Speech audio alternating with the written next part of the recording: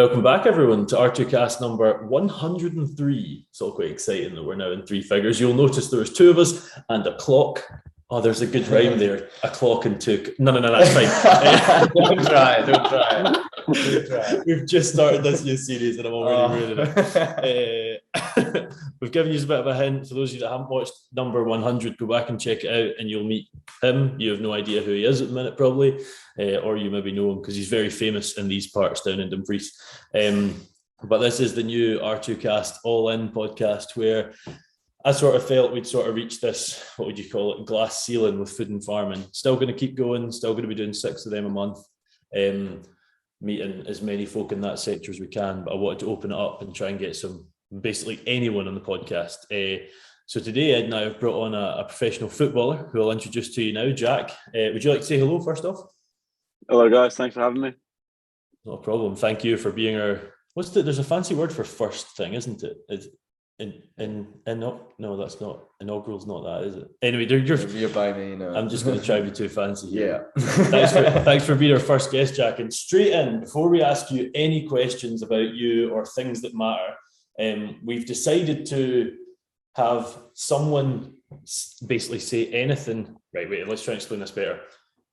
The first episode happens, they're going to say something, a question or whatever, to the next guest. And what I said, because I was the guest on the first one, was, have you got a random talent?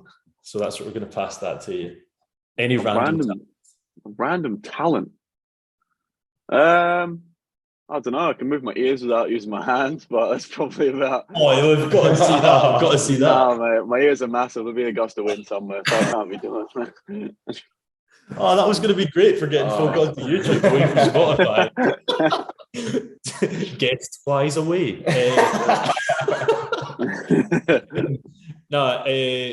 Good stuff. But tell us a bit about who you are, Jack. Give us a bit of your background, who you were when you were younger. What was there always aspirations to be in sport? A bit about me. I'm from all over the place, mate. As you know, I was born in Scotland, moved to New Zealand when I was just a baby, moved to Australia when I was 11, and then came back over to the UK when I was 21. And yeah, for me, I've been playing sport my whole life. I started playing football at school in New Zealand with about 5 or 6 of my friends, and that was the only boys that was playing football. Really, everyone else had a rugby ball in your hand. So yeah, growing up there, played rugby, played football, bit of judo as well through mum, and then yeah, just stuck with it my whole life really. We'll come to judo in a minute because you've said a bit of judo, but it was a wee bit more than that from what. But I'm sure there's someone here that's going to ask why you chose the sport you did.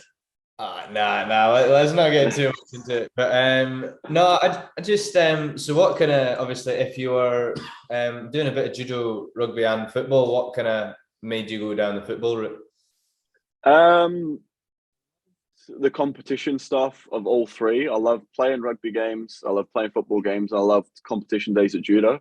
But for me, I was always the most excited or drawn to going to football training. Like with rugby training, I'd just go and like mess about with my mates.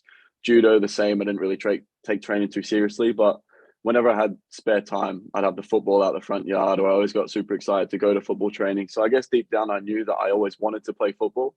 Dad said I was better at rugby than I was at football. Mum said I was better at judo than I was at football, but they knew that football was what I wanted to do, and they supported me with that choice. So yeah, for me, it was always going to be football. So when you said that, was your old man, was he involved in rugby before? Yeah. So he played rugby all his life growing up. He played for the England schoolboys, I think, as well. So Dad was definitely a rugby man. And obviously growing up in New Zealand, if you don't play rugby, you've not really got any friends. So you sort of have to pick up a rugby ball at some stage. Is it just like part of the curriculum, rugby in New Zealand? Is it? It's just a culture. It's not really taught at school, but lunchtime and at break time, you're playing rugby. Everyone's playing rugby after school. So, and then obviously there's such a how big and important the All Blacks are out there. Yeah, it's just part of the culture. Really, it's definitely a rugby driven culture. So I'd mentioned about judo and said I'd come to it in a minute. For those of you listening, I'm just trying to remember the exact relationship. Jack and I are related. Is it our mums or cousins? Second cousins? First cousin? Mums or? Mums are cousins. If your mum's a cousin, you'll be second cousins. Yeah, so we're Grand's are sisters, isn't they? Yeah, so that Yeah, means it's a mums and cousins. Yeah. Yeah. Wait, no, is it not our grandpas or brothers? Our grand's are sister-in-laws then. Yeah. Yes, I mean we're not here to do it. We are related somehow. Yeah, some relation. And I was always aware of Mum would say there was a relation doing sporty things on an international scene because Mum knows nothing about sport, and that was obviously your mum. So tell us about judo. It wasn't just sort of a flash in the pan type idea. There was a reason you were involved in judo, and I know you were pretty humble, but I'm going to push you to admit that you were pretty good at it as well. Yeah, so I started doing judo at the age of 3. It was the first sport I actually started doing, and that's because I jumped on the mat with Mum. Mum is an Olympian. She represented New Zealand at the Sydney Olympics. She did judo her whole life. So in terms of judo, Mum was right up there. I think she placed quite high at the Olympics as well. So yeah, growing up, I always seemed to be good at judo. Like I said before, I didn't really take training too seriously, but when there was a big competition coming around, I maybe trained for a couple of weeks and then went down to the competition. And yeah, I was okay at it. I won. I was the Australian national champion a few times at youth level. And like I said before, Mum said I was probably better at judo than I was at football. So it's, anything could have happened if I tried to stick down that route. But career wise and I guess financially wise as well, I think I've made the right choice. I think there's a lot more money in football than there is in judo. I mean, that's definitely a point. I mean, we're probably not going to get into the money side of things, but I mean, it's probably the sport that's created a business future for its athletes. It's 100%. Competition's rugby. Rugby, not great. Right. Not great. Nah. If you went down the rugby route, unless you were like international level, like you would make the same amount of money that you would. Play. It's the same as judo. Unless you're the best of the best with all these sponsorships and brand deals and anything, you can't really make a living. You're going to need a job on the side of it. Whereas football to me, it's my whole life and my whole career. So yeah. I love speaking to folk like you, Jack. I mean, I would say to someone, if I had managed to jump up 3 stairs on a rung of stairs, I'd done that twice. And you're like, oh yeah, I just won the Australian National Championships for judo as a kid twice. But tell us about judo. What is judo? It's a martial art, but what's the rules? Yeah, so everyone has such a misconception about judo. They always say like, oh, I'm going to judo chop you or I'm going to judo punch you. But there's no punching there's no punching, kicking or chopping in judo. Judo is all grappling, submissions, takedowns, and the whole aim of it is to throw your partner flat on their back, hold them down for a certain amount of time, or make them tap out. And those are the 3 ways that you're going to win. So yeah, it's a massive self-defense sport as well, and it teaches you like all martial arts really. It teaches you about discipline, teaches you how to look after yourself in certain situations. Hopefully, you never have to use it in real life, but it's always nice to have that in the back pocket if something did go down that you can sort of look after yourself a little bit. I'm sure playing football in England, that helps. Yeah, it's some big boys over here, so yeah, definitely helped me look after myself a little bit. Absolutely. So judo's sort of been around, and so is rugby. Was there a point in your sort of life, Jack, that you were like, no, wait a minute, this is more than just a game. It's somewhere I can potentially make a living. Yes. The first time, I always thought in my head, it was the only thing I ever wanted to do. People ask like what you want to do if football doesn't work, and for me that was never an option. It sounds so cliche, but for some reason I always thought like I can do this. And there was a stage, I was 13, I got called up to the Australian under-13s team as like part of a training group, and I thought, okay, if I'm getting identified as one of the best players in the country here, this might be something that I can do. So when I was 14, I stopped rugby because my football training was just getting, I was training 4 or 5 days a week. I was still keeping hold of judo because I still love judo. And then at the age of 15, I thought there's an opportunity here for me to move away from home, to go and live on the other side of the country and earn a scholarship to basically get taught how to be a professional footballer. And only 10 of those scholarships each year get offered to kids around Australia. So at that stage, I made the decision to stop football as well and just give it my all. And then I was called up to the Australian under-17s at the same time as getting offered the scholarship to move away from home. And then at that point, it was absolutely I'm on the right track here, and I could make this a career. So in New Zealand, you mentioned that rugby was the main one. I assume rugby and cricket are above.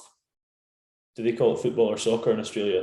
No, it's soccer. Both. Australia's getting a bit better at calling it football, but it's definitely still soccer out there. I don't know about cricket in New Zealand. Definitely rugby. But when I moved to Australia, I was 11 or 12, and you've got rugby union, rugby league, Aussie rules, cricket, football.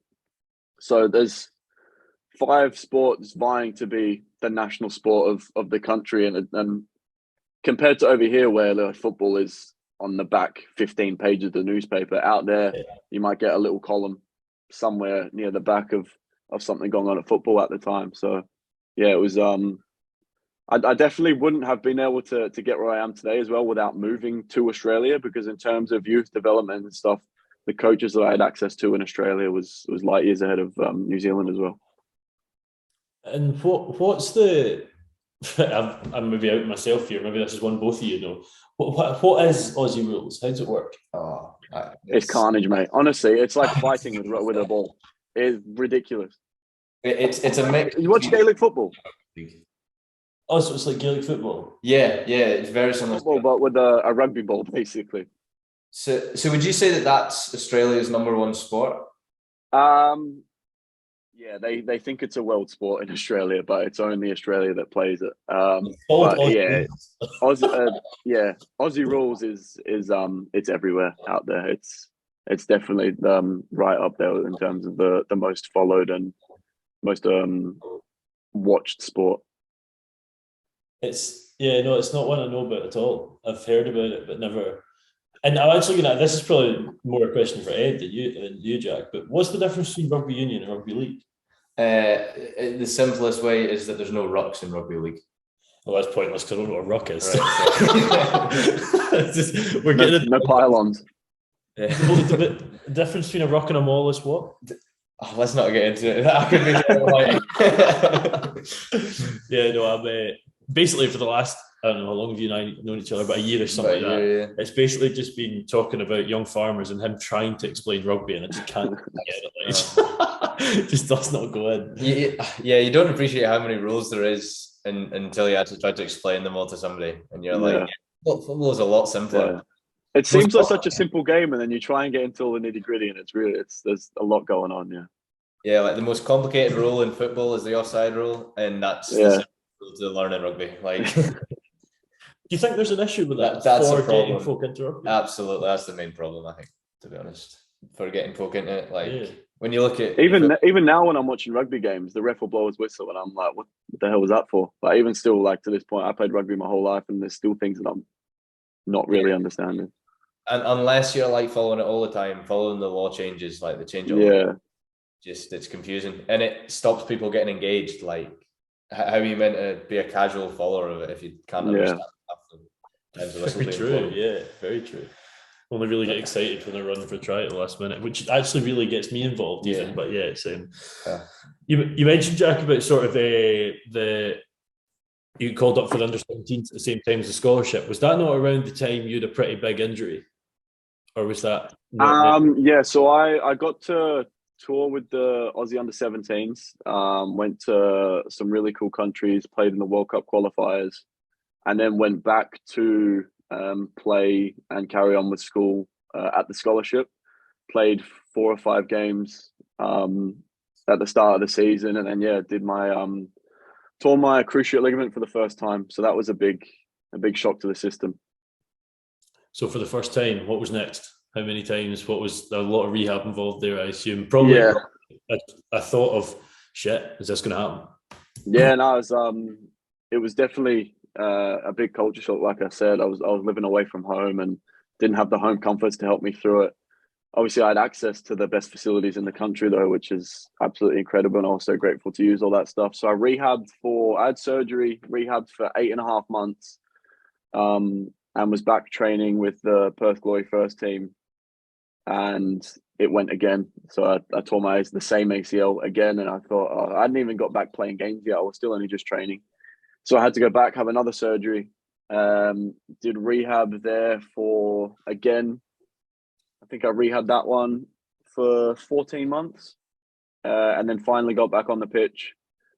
By this point, I'd moved back home, played for 4 or 5 months, and then did it again. So 16, 17, and 19, 3 cruciate ligaments. Missed out on 3 years of crucial development from the age of 16 to 20, basically 3 or 4 years of where you do such massive learning. You get integrated into men's football. You really learn your street smarts in football, and all that time I was basically in the gym and watching. So that was tough, and that really did make me realize that there is absolutely nothing that I want to be doing than playing football. So now it's definitely given me a lot better appreciation of what I get to do.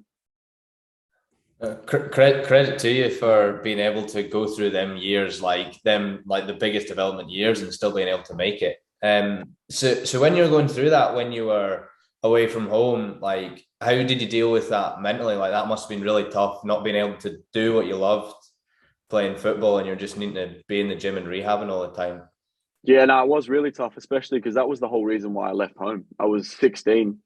Mum was still cooking me chicken nuggets and chips at home and doing all my washing and everything. Like, mum and dad did absolutely everything for me. And then to move to the other side of the country, we were living with a host family. So I was really lucky. I had a really good host family that I was like another son to them, and I lived with a couple other boys. But yeah, mentally it was so tough because, like I said, that was the whole reason I moved away from home. And then I was the only one that didn't get to join in. You know, the boys went on tour to Holland. I had to stay in the gym and rehab. So it was tough to get through. And if I didn't have those facilities there, I'm not quite sure if I would have been able to do it, to be fair. Was your host family making good chicken nuggets and chips? Even better, mate. I got upgraded. I was having chicken tenders by that point, I think. Oh, someone's living well. Someone's living well. That's tough though. I mean, like, you know, you're at the stage, you're like, right, like you said, you're being put forward as some of the best in the country at your sport, and then 3 times in that extremely important 4 years, you've got this massive physical and mental knock, and then missing out on. You could almost look at Holland as like the home of you know, elite football tactics. You know, looking at, you know, total football and that sort of thing. That must have been hard. And was there times through this you're thinking like, maybe I was the best at whatever? Were you? I know you sort of play left back, centre back now. Was that always the case, or was that not? At the time, yeah, I was playing centre back at the time in Australia because I was one of the big ones, and I thought I was big, and then I came over here and quickly realised not a big guy. But yeah, that hit of, well, I'm one of the best in this position at this sport, and then were you seeing people that maybe weren't as good as you or maybe on par with you sort of just going ahead and going further than yourself? Yeah, there were boys that I was in competition with that during that whole time that I was injured were signing professional deals, signing their first professional deals, going onto an actual really decent wage, being able to play professional football and live the dream that I had basically since I was a kid. So that was tough to see. Selfishly, I thought, you know, that should have been me. Not to say that they weren't good players, because they were really good players. And to be fair, those same boys are still playing professionally. But at the same time, it was like I should be doing that as well. And what did you do for money in that position? Because you're one of them was at 19. You're at the stage you're starting to have money around. It's not just living off mum and dad and stuff. What were you doing there? Yeah, so when I was in Canberra, I was still in high school. We had everything paid for us: our food, our board, education, absolutely everything. Mum just sent me $50 a week just to get myself a little Macca's every now and again or whatever I wanted. And then when I came home, yeah, I started uni because I was my 3rd cruciate ligament. And even though I still believed that I could make it, have your third cruciate ligament, you're starting to think I need a backup plan at this stage.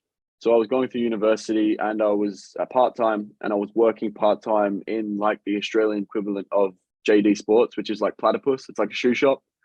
To be fair, it was a really fun job. The music was good and I was just walking about selling shoes and it was like really casual. I was enjoying it, but it was nothing compared to what I wanted to be doing. So yeah, I was training football basically full-time, studying at uni part-time and working a couple shifts in the shoe shop every now and again.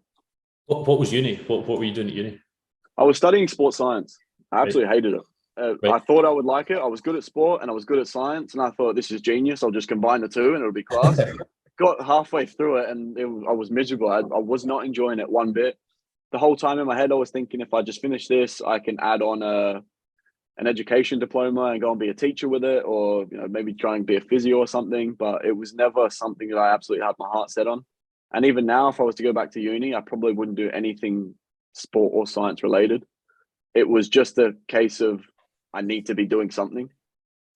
That's quite an interesting thing. We'll maybe get into it maybe later on in the podcast. It's like it's a short career. You're not doing this till you're 60. What's next is always a big question, which we'll probably get into later.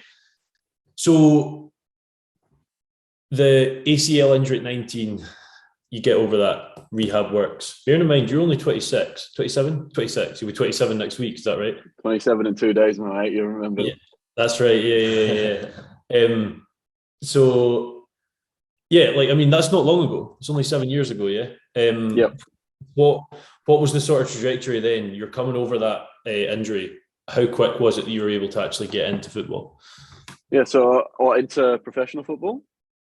Yeah, for sure. Yeah, sorry. Yeah. So I was training full-time. So I was playing with the Perth Glory youth team at the time, training full-time as a first-team player, basically being treated as a first-team player, but on youth team wages, which was the pennies. I would have earned more money in the shoe shop.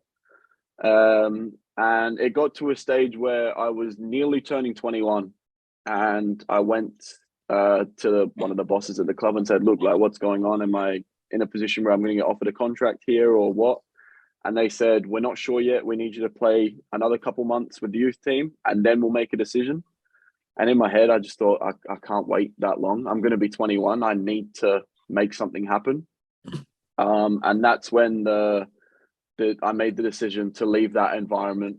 And I had a really good relationship with one of my old coaches who grew up playing in the SPL, played for Motherwell, Ross County, St Mirren, and other clubs as well. So he was one of my old coaches. And I said, look, can you help me get out and get overseas? And he said, yeah, absolutely. Come and play for me for a month. And then as soon as the window opens, I'll get yourself over there. So went to dropped down a couple levels just to keep ticking over while I was waiting for this opportunity. And then all of a sudden it was a Thursday morning. He called me and said, I've got you a trial at St Mirren. The coach said, if you're at training on Monday, he'll have a look at you. And this was Thursday morning in Australia. So I went to work, quit my job, walked to the center, whatever it's called. I don't know. It's like equivalent of TUI or something over here. I walked in there. I said, I need a ticket to Glasgow. Jumped on the plane on Saturday morning, Sunday night or Sunday afternoon, landed in Glasgow. And then, first thing Monday morning, I was in Paisley in training at St Mirren on a pre-season trial. You can't have been able to play at your best. The jet lag must have been unreal. Are you allowed to swear on this podcast or not? Go for it. Mate, Absolutely. I was fucked, honestly. And that was the start of their pre-season as well. And obviously, I had just come off a year and a half in the gym, a full year of playing every single day. I thought I was fit, I was strong, and I got over there. And it was the first couple of days of pre-season, and they were just animals. They were faster, they were stronger, they were bigger. And that really did wake me up. I was coming from that environment where I was one of the best, maybe cruising a little bit because I could get through it. And then I came over here and was just chucked in the deep end, and it woke me up. And I thought, I need to switch on here. Trialed there for 2 weeks and didn't get offered anything. But during that time, I played a friendly game against Greenock Morton. And the Morton gaffer found out that I hadn't been offered a contract. and a friend that I'd made at St Mirren said, "Look, I've got an agent. He can try and get your trial there." So I went to Morton the next day, trialed there for a week and a half, and then the Morton gaffer pulled me in his office and he said, "Look, we'll offer you a 6-month contract." The money was rubbish, but again, without the family, the Phillips family that was my mum and dad's best mates when they're over here, they said, "Just come and stay with us. Just pay us 50 quid board and you can do whatever you want." So without them, I wouldn't have been able to do it. But I got offered this contract. It was a 6-month contract. It was my foot in the door, and it was just something I needed. And I signed it there, and I said, "Yeah, let's get it." So, and then it all started from there, basically. Quite special though, because Greenock's not far from where you're from. I was born in Greenock. Yeah. I'm meant the stadium's not far from where you're from. Yeah, that's a few hundred. Yeah. That's very cool. Yeah, it is actually. Yeah, how did that feel? How did that forgetting the fact that you finally got that contract? Like, you know, it was 21 years later.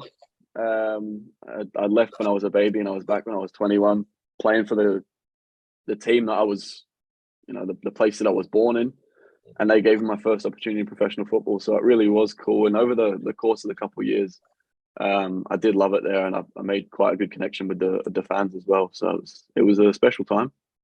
It's special, man. It's special. And you mentioned the guys that helped. Was the Phillips family, you said? Yeah. I don't know if you've met them before. What's their name? Might have. I think so. Maybe. Shona and Stuart. Maybe cross paths or something. Shona and Stuart Phillips. Yeah, they live by the Williamsburg train station. So I was. See, I don't know Greenock at all. Like at all. No. They live about half an hour further around the coast. Right. Okay. Yeah. So, yeah. And I mean, you mentioned the money was rubbish, which I suppose is to be expected when you're starting out. But was it rubbish to the point that you would have needed another career if you hadn't got that assistance with accommodation, or was it? It was rubbish to the point that if I was out there genuinely by myself, I wouldn't have been able to sign it, because I would not have been able to find a place to stay, pay for my food, and get myself to training. But they gave me that base to say, just give us a bit of money, we'll look after you. We like having you around, so go and try and chase that dream, really. So there's so many people that have helped me along this journey that I wouldn't be sat where I am right now without the goodwill of those people. So and I'm still really, really close to them as well. I speak to them all the time, and yeah, they're like a second set of parents to me now. You wouldn't be sat on the R2Kast. That's wouldn't be sat with you boys without them. Yeah. There's a time on that then, isn't there? There's, this isn't a career at this point. I need to move on, or not move on, maybe at least progress contract wise. So how long were you at Morton for? I was there for 2 years. I signed a 6-month deal. And during that 6 months, the gaffer said, there's an opportunity for you to go out and play on loan in the league below at Queen's Park.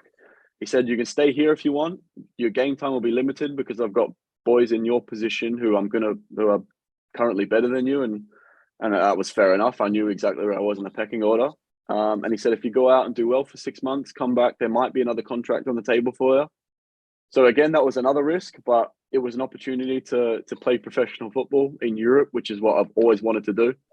So at that time, it was sort of like, yeah, I want to make this I want to make this my life. But right now, while I can play football overseas, why not give it a go? And yeah, that was a challenge to go out, play that 6 months and try and earn myself another contract. And yeah, I went to Queen's Park, played every game in the Scottish League One, which again was another wake-up call. And I definitely did learn a lot. And as soon as I got back to Morton in January, I was offered another 6-month deal and spent the rest of the time at Morton and got myself straight in the team and played every game to the end of the season as well. Did you ever play against Queen of the South? Yeah, hated it there. We have to do that.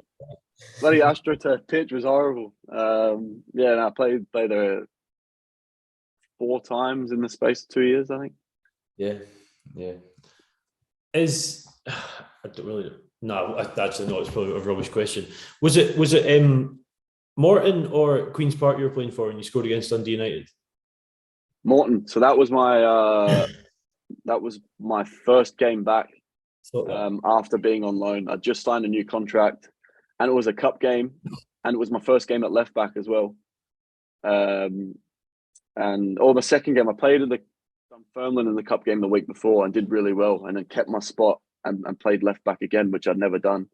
And yeah, that's when I scored that goal. That was my championship debut, actually, my Scottish champ debut. So I get nominated for, what was it, goal of the season? Yeah, I lost to Kieran Tierney, who scored from about 60 yards in the top corner. So it's fair enough, but it was quite cool to be a nominee. Yeah, as a Celtic fan, which I'm pretty certain you are, it's quite good to losing out to Kieran Tierney wouldn't be the worst thing in the world. Yeah, because it was him, I let it slide. I mean, but in truth, you're definitely the better Scottish-born left back above. I mean, yeah, there's a couple semi-decent Scottish-born left backs at this stage, so I'm trying to. Only one's in the Champions League though, but they've never been the champion judo person in Australia. Exactly. I'll probably be able to beat them all up, so that's all right. No one can take that away from you, mate. No.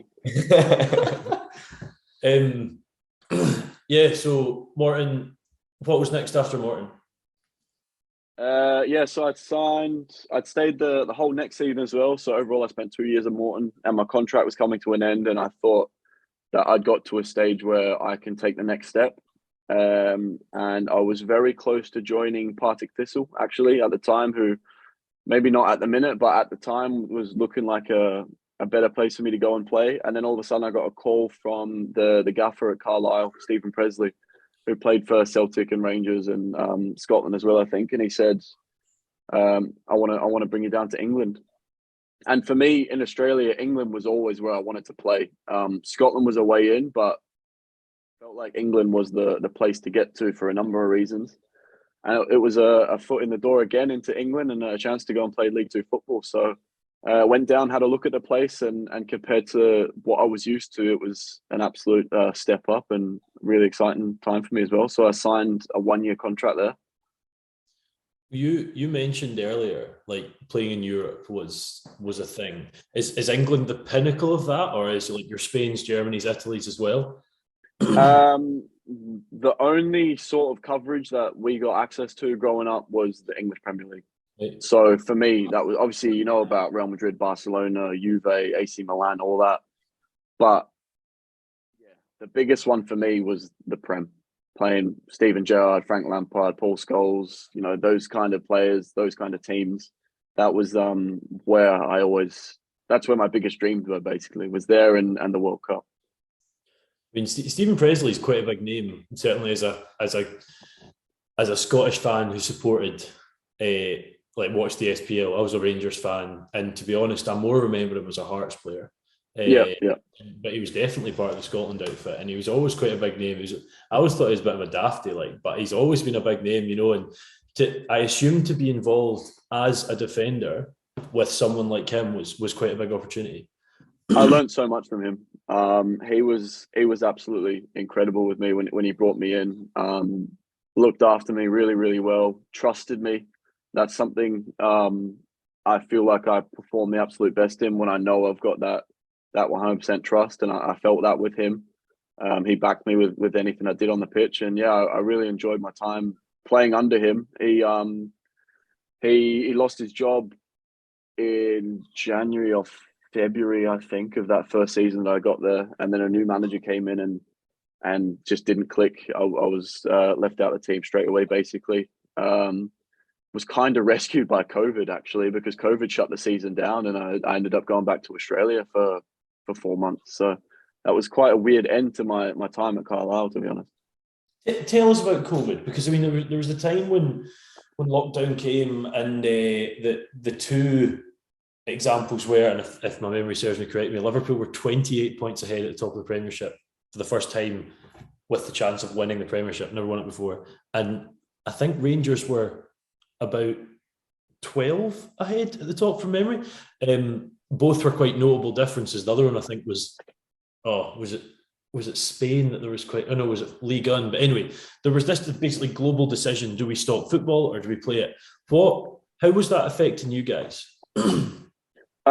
So it all happened quite quickly, really. There was, I think, with from the first sort of documented case or whatever, I think we played for don't know, however many weeks or months. But as soon as it started to get really serious, I remember in the lead up to the weekend, there was more and more publicity about it.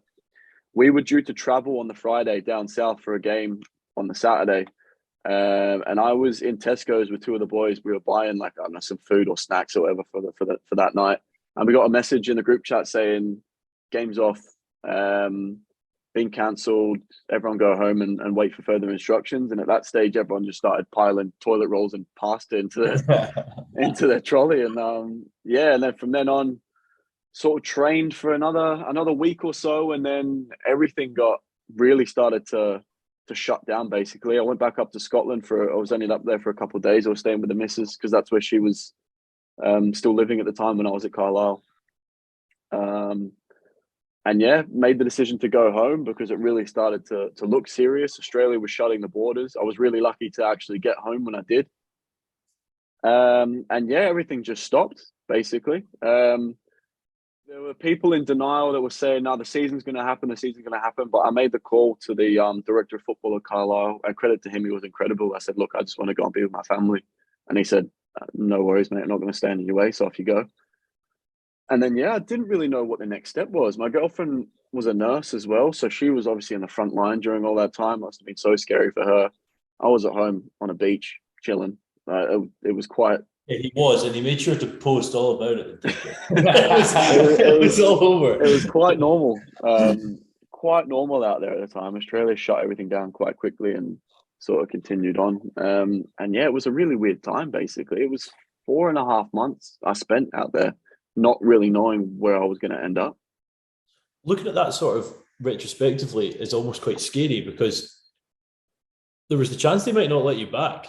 And Carlisle right troops were back next week, and you're like, "Oh exactly."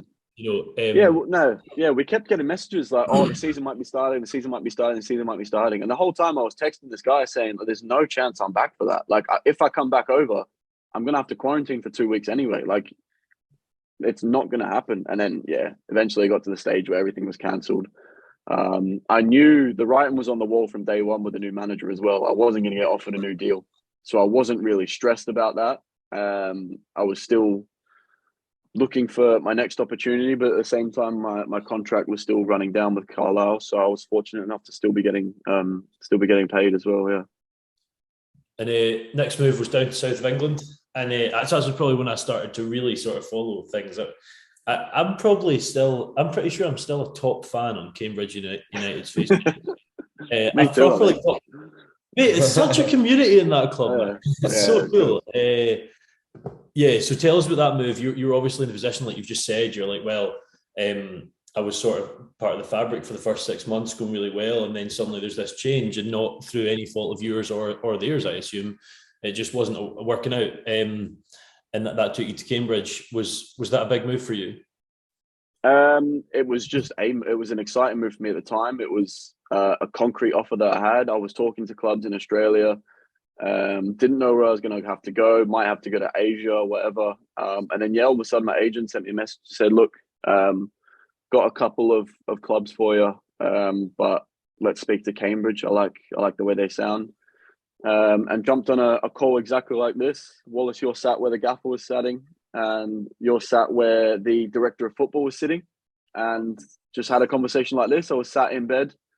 I don't even know if I had pants on, to be fair. I put a shirt on because I knew that there was like that, but had a conversation with them. Just before you say that, Jack, when for those of you listening, Jack messaged me about 2 days ago. He was like, "Is there a video? And do I need to wear clothes?" And I was like, "Yes, no." Sorry, continue. That's all right. All you know is you're wearing a hoodie right now. That's all we've got. I'll stand up if you need me to. I've actually got pants on this time. I even put socks on for this too, so I feel a bit fancy. My agent was on the call. The Cambridge, the gaffer, and the director of football was on the call. I had a chat for about 20 minutes. Got off the phone, and I think an hour later, the agent had a contract offer on the table. And that was that. That was an opportunity for me to get back to the UK to see my missus. I hadn't been with her for 4.5 months. And obviously I knew I wanted to be back over here. Cambridge was a big move for me, but it was also a big move for her because she was leaving home for the first time to move down the country and live with me. And that was a start of another 2-year journey that I went on there. I mean, we spoke earlier about rugby salaries and stuff, and we're not getting into specifics, but was that one that you're like, right, okay, this is good now? I assume that's quite a change from Carlisle, or maybe they were on. No, it was the same contract. Right. But from where I went from Morton to, even still, the wages weren't that good. It was a big jump between the two, and then Cambridge was the same. Went up a tiny bit for the second season, but even still, it's not like when people think of, oh, he's a professional footballer, they everyone think I've got a Ferrari out the front. I don't. It's unless you're in the Premier League, it's not like that. So yeah, it was still something that I was able to place with the missus, got a dog, I had a car. So I was living, but it wasn't something that when he retires, he's never gonna have to work another day in his life. Like it was always gonna need another career, but I was still playing professional football and doing what I'd always dreamed of doing. So you had a pretty big season one year with Cambridge. The second season. The first season, the club got promoted. I didn't play as many games as I thought I was going to play. I still contributed. I think I made 38 appearances, only 24 starts though, because the player in my position, Dunks, he was my roommate. What a guy he was, but he was having the season of his life, and I just couldn't get in the team. It didn't matter how well I played. He was playing that well that he didn't deserve to be dropped. So that was another thing that I had to come to terms with. But I played with Wes Houlihan. You know Wes, don't you? So Wes would only Wes would only play Saturday games because he was just the Rolls Royce kind of player. He was 39 at the time. He couldn't really back up Saturday, Tuesdays. So I was buzzing every time a Tuesday night game rolled around because it meant that I actually got to go and play in the Wes Houlihan position just to keep it warm for him until he came back on the Saturday. So that's where I made a lot of my starts there on Tuesdays. But that was a special season. Everyone expected us to get relegated, and we managed to get promotion. So that was really cool. What league was that into? That was into League One, into the league I'm in now. So that's an interesting. It's slightly different. I know you're in it now, but it's slightly different. You sort of went from League Two, and I remember we were sat in our garden one day, and you were saying like, we've got a shot at getting into Championship, which is quite commonly regarded as the most competitive league in the world. It's the second league in England, but that must have been cool. Having come from, you're born in Britain, you spent your whole life in Australia, but you've always watched in England. That must have been quite like, oh, this is fun. This is next. This is a major challenge. Yeah, it was really exciting. Just in the terms, if you have a good season in League One, you don't know what's going to happen. And thankfully, I managed to personally have a really, really good season in League One. The club's ambitions that season was obviously not to get promoted. It was just stay in the league. Just let's establish ourselves as a League One club now.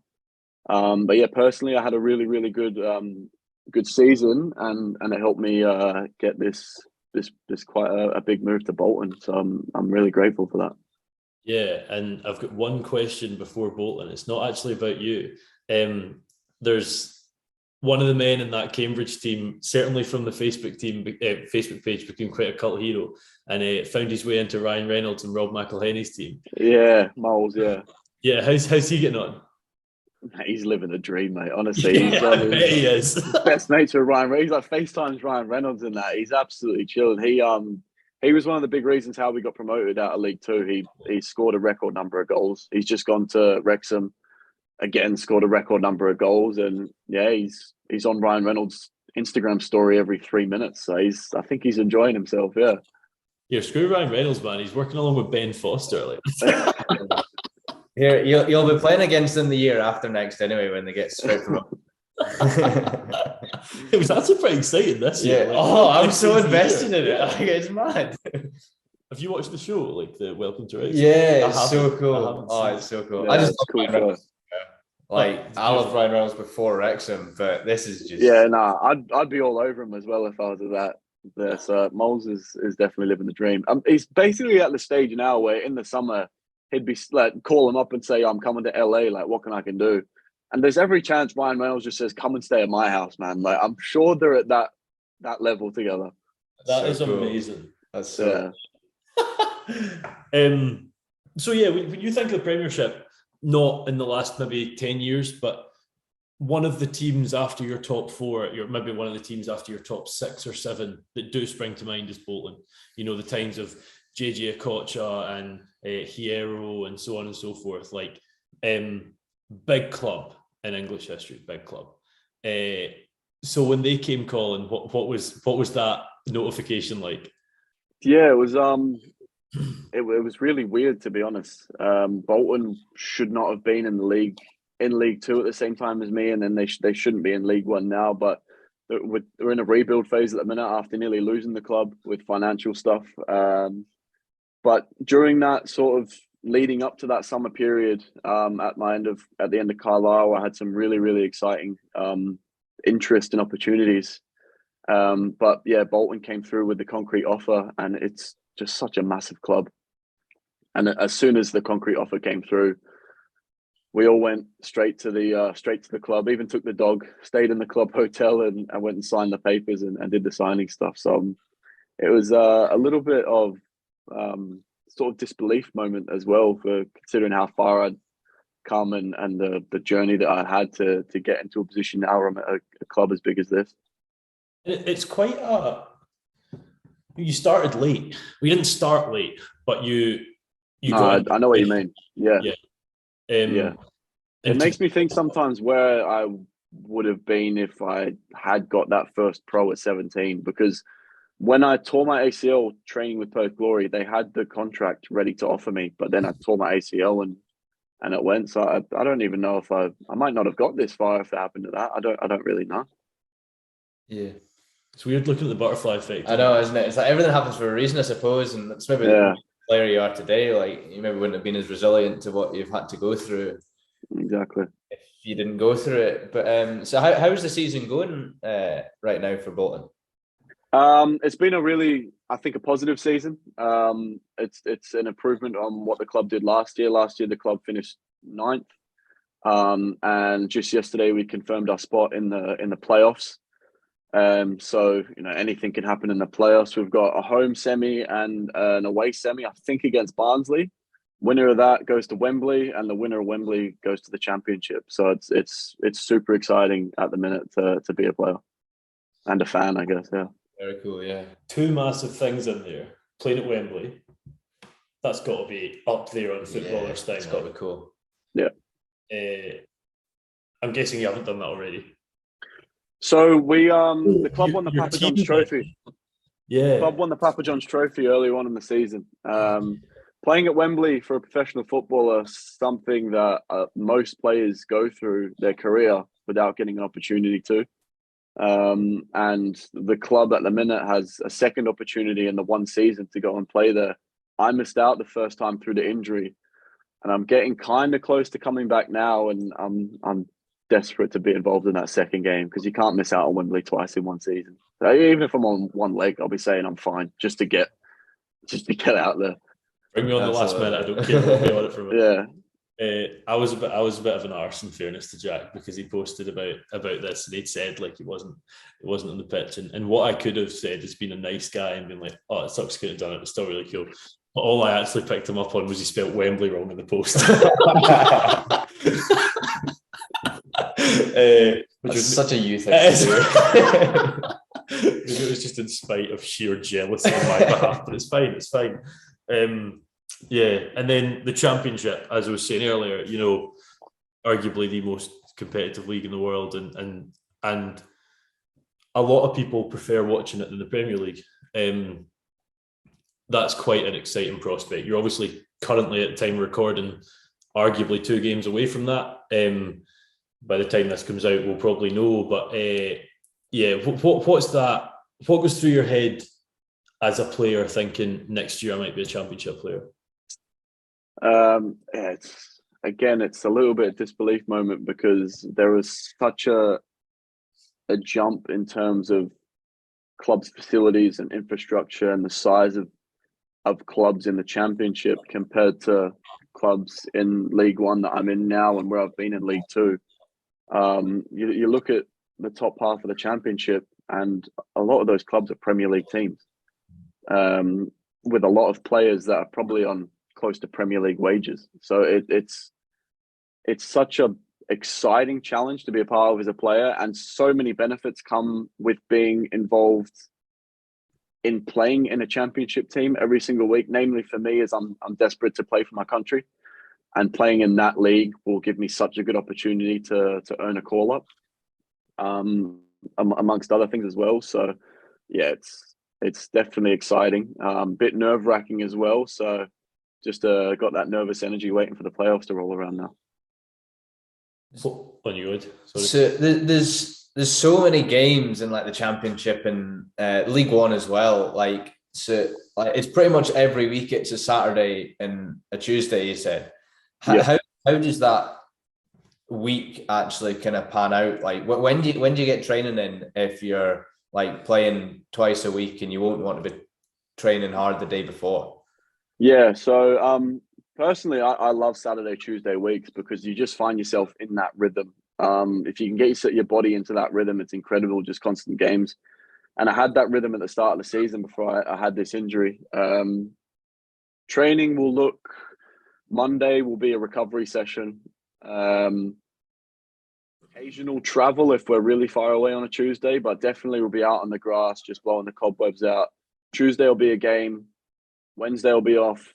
Thursday will be probably our heaviest session, but if we've just played Tuesday, there's not really much we can do again.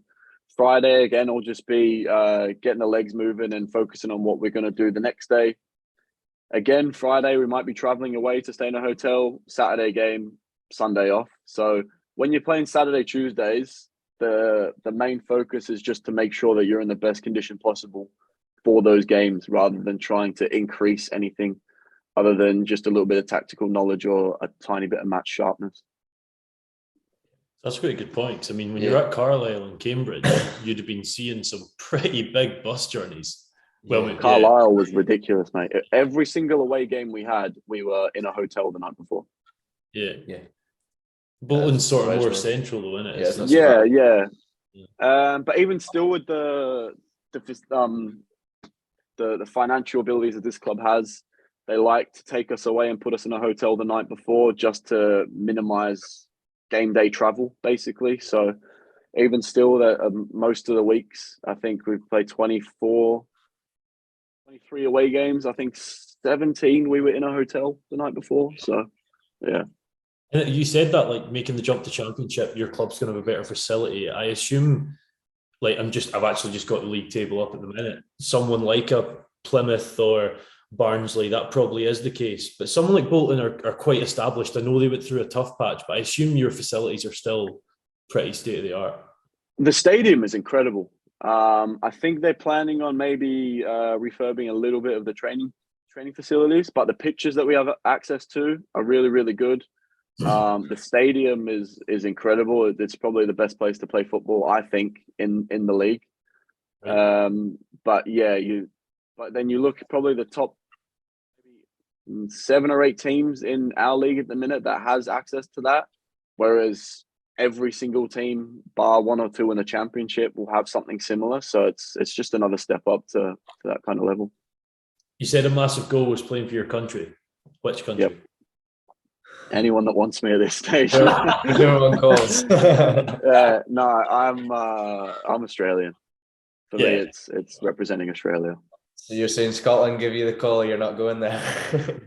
I think they'd be struggling if Robertson, Tierney, Greg Taylor, and whoever else is struggling if they come and call into me. So Scotland want me, I mean, sure, but certainly I probably feel more Australian than anything. What's the current setup in Australian national football? In terms of what?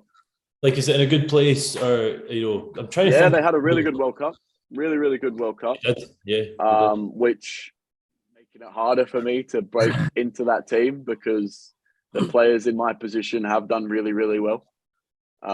So that's just given another challenge to me to go to the next level and show that I'm just as good and can compete and play in that environment. I'm trying to see if the only players that are jumping out to me is Aaron Moy, Goodwin. Yeah, Craig Goodwin, yeah. Do you play with many Australians in your league? There's a couple that play for Ipswich. One of them I actually went to primary school with. I know him really, really well. He's just been promoted to the championship, actually, so I'm really happy for him. And then a boy, Massimo Luongo, is also there at Ipswich. He's also going to the championship. There's an Australian. There's one of the boys that I play with at Bolton actually was born in Australia too. Right. But he grew up in Wales, so he was sort of opposite to me. He was born there, came over here. I was born here, went over there. So there's a couple dotted about, but a lot of the players in the international team at the minute are playing in other countries. Yeah. Is that Cameron Burgess by any chance? It is me. Yeah, Cam was in the year above me at school. That's class. We played the same school team, me and Cam. Yeah. Very cool. I do remember you saying, and I'm trying to actually gauge what stage this was at, because I think he was managing Cambridge. When you were at Carlisle, did you play Cambridge and Harry Kewell was their manager? Have I got that right? No, so he was at Crawley. Crawley, that's what it was. He was at Crawley, yeah. And we played Crawley away we played Crawley when Wes wasn't playing. So I got to play left midfield right in front of Harry Kewell. And that was quite cool to me as well, because obviously he was one of the greats in that position. Obviously, I'm not exactly a left midfielder, so I didn't get to show exactly what I could do, but it was really cool to be able to play that position right in front of him as well. Because he was like the first name that I'd heard of when I went to Australia. It was him and Tim Cahill. Yeah. And my team at that stage, Mark Viduka as well. Was that, the Australian team when I first got to Australia was the golden generation. Every single player was a top player. I've actually just realised that. Is there a massive tie with Celtic? Because those three players all played for Celtic, and Ange Postecoglou is obviously. Honestly, I don't know how that came about. Aaron Moy as well. Aaron Moy, yeah, there as well. All four of them. He was there with him. He's the coach there as well. So that's really cool as well that Ange and Harry are doing that at Celtic. It's put Australia and Australian coaching on the map a lot more than what it was. And I think Ange is good enough to go and manage in the Premier League as well at one of the big clubs. No, brilliant. And there's one thing, we've sort of went through your full career here, Shaq. It's quite interesting. I've obviously spoke to you about it here and there, but sort of to look at it chronologically is quite fun. But there's one thing that we didn't mention that I assume will be difficult to work with, but you obviously manage fine in that you're diabetic. How have you worked with that? Yeah, I'm type 1 diabetic. I was diagnosed when I was 12 or 13. So it's something that was at quite a poignant time in a lot of people's lives as well. You're just starting high school, going through all the hormones, trying to figure everything out, and then all of a sudden you're in hospital with a brand new medical condition. I handled it quite well. It doesn't stop me doing what I want to do. The boys find it quite interesting at training. I'm the butt of the jokes quite a lot of time, but it comes from a good place rather than a malicious place. And yeah, it's just an extra thing I have to think about. It gets frustrating, definitely at times. Some days I'm sick of it and I just don't want to deal with it. But my missus is really good at just helping cheer me up and pat me on the back. But yeah, it's not something that I can allow to get in the way of doing this, basically. Yeah. What is it you have to do that's like different when you're playing football to kind of keep on top of it? So yeah, I'm checking my sugar levels constantly. Need to keep my sugar levels in a certain range. Otherwise, I'll go too low, which is not good because my football will go out the window. Or if I go too high, I fatigue a lot quicker than normal. So I need to keep really close control on my levels. And over the years, I've basically found the routine that works for me on game day. But yeah, it's just making sure that I'm within that range to perform at the highest level possible. And you can do as much of the same stuff as you want, but some days it just doesn't want to cooperate, and that's when it can get a bit frustrating.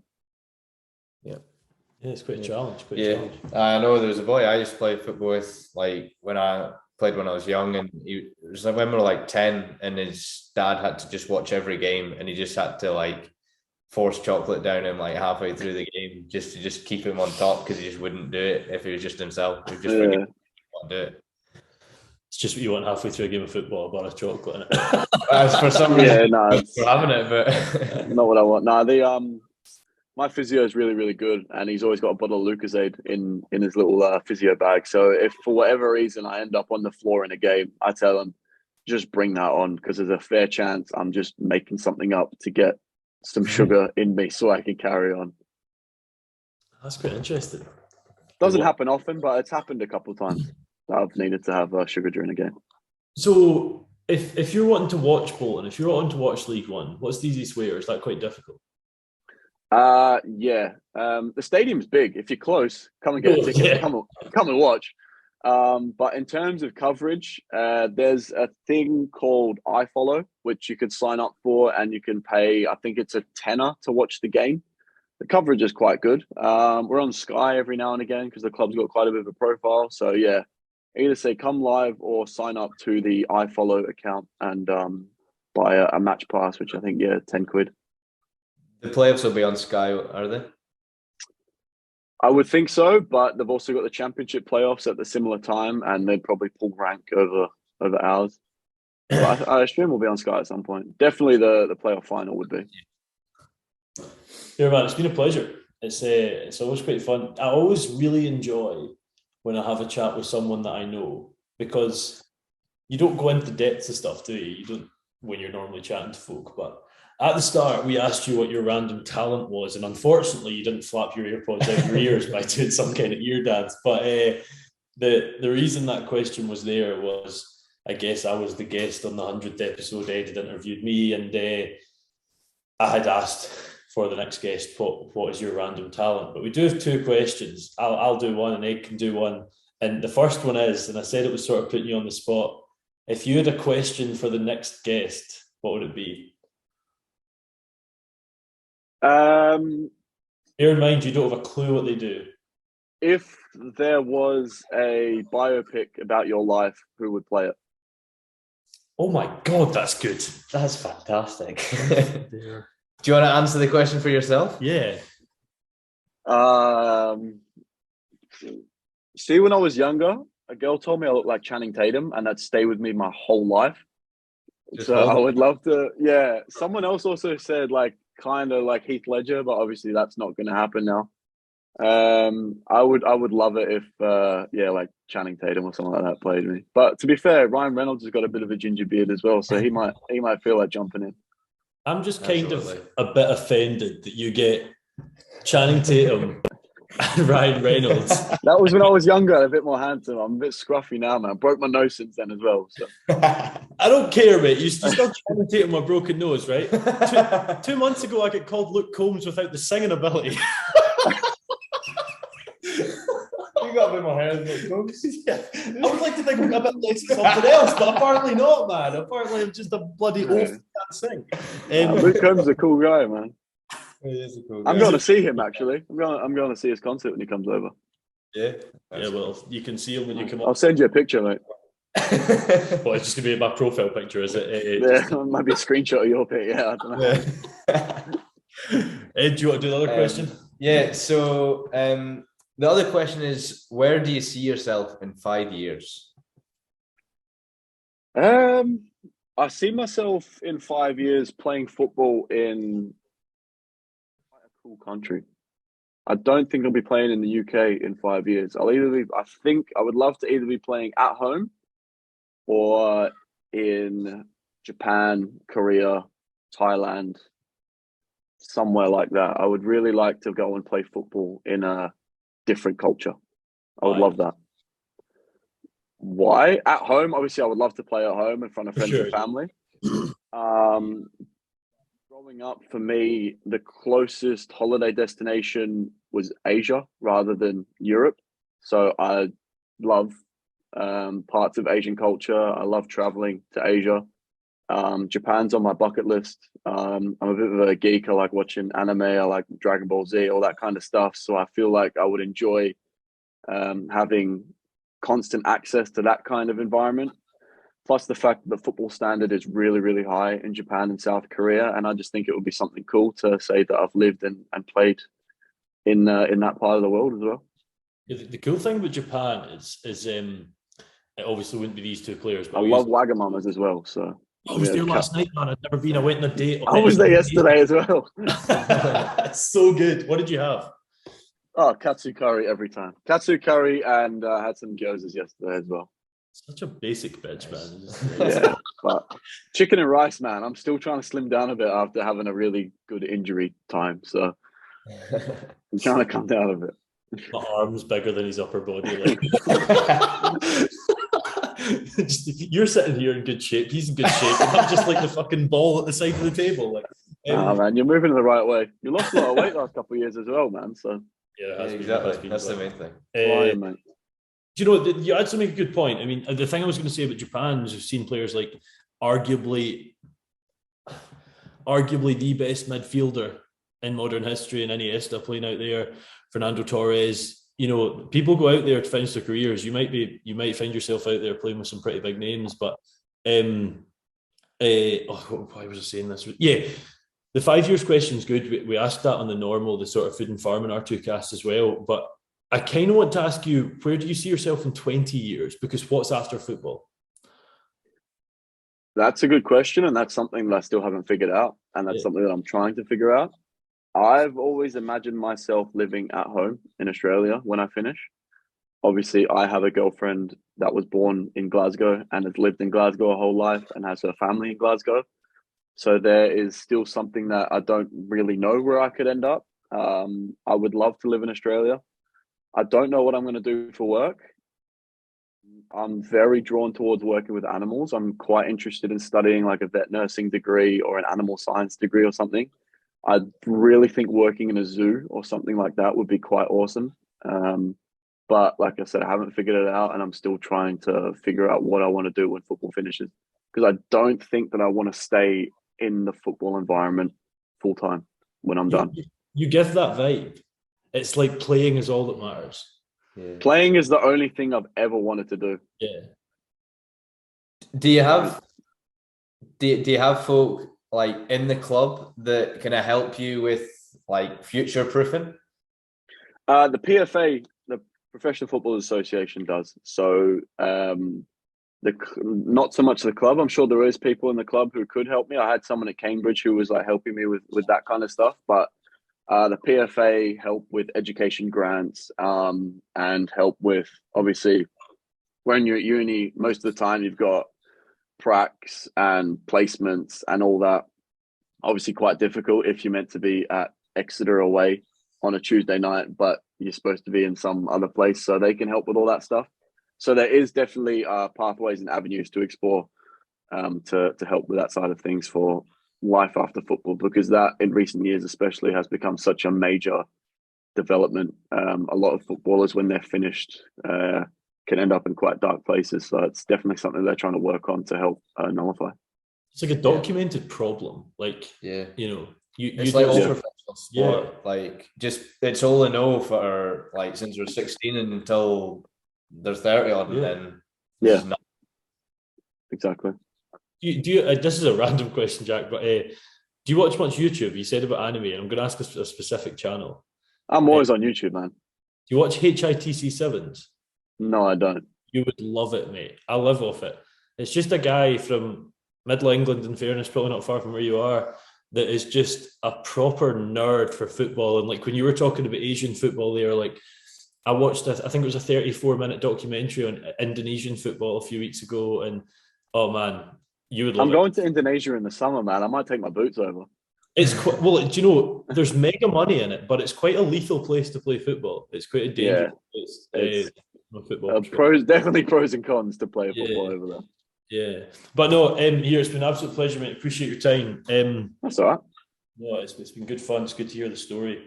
Ed, I hope you've enjoyed doing your first sort of full. Yeah, I really enjoyed it. It's been really good. It's a good episode to start on, isn't it? Yeah, pro footballer. Yeah, definitely. For those of you listening, you're probably coming on to hear about someone talking about combines and milking cows, and suddenly we're talking about professional footballers and thinking, what the hell's happening? This is the second series that started R2Kast All In, so we're trying different things. In about an hour, Ed and I are actually going to be filming another episode with a guy who's been to 59 countries, and his partner's been to 28. So, and I think they're the same age as like you and I, Jack. They're about 26. Jeez. Yeah, man, they've done a few. So, wow.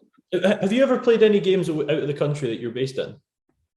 Yeah. Like with the team. So yeah. So what? Give us examples of that. So not with the professional team, but when I was with the youth national teams, played in Laos, played in Saudi Arabia, played the World Cup qualifiers in Iran, went to Bolivia for a training camp, played games in Bolivia, played in Chile, played in Portugal, out on the Holland trip. But yeah, those are the countries I visited with football. Brilliant. I just sprung to mind there when I was saying that. Played in Singapore. Singapore's cool. That's class. I've got one more question before we stop recording. Nicest stadium you've ever played in? Parkhead. He's got to say it, doesn't he? He's such a wee Fair fan. enough, yeah. I would have said Wembley, but I just got to sit and watch everyone run around in there and have fun. To be fair, Bolton's up there. Bolton's incredible. I thought you were going to say Bolton. Stadium of Light is incredible, but for me, as a Celtic fan growing up, to play against Celtic at Parkhead, it was really cool. You've not played at Anfield, have you? You're a big Liverpool fan, aren't you? Not played at Anfield. I'm trying to go to the game on Wednesday. Actually, that's a little birthday present, so I'm trying to go on Wednesday. No, excellent here, mate. Thank you very much for coming on. For those of you listening, I don't know who the next guest is because we just haven't got the stage of recording, but you can get used to what will be 8 episodes a month. If you're just interested in food and farming, it's still going to be 6 a month. If you're interested in hearing stories about random people that are nothing to do with farming, that's literally the only rule.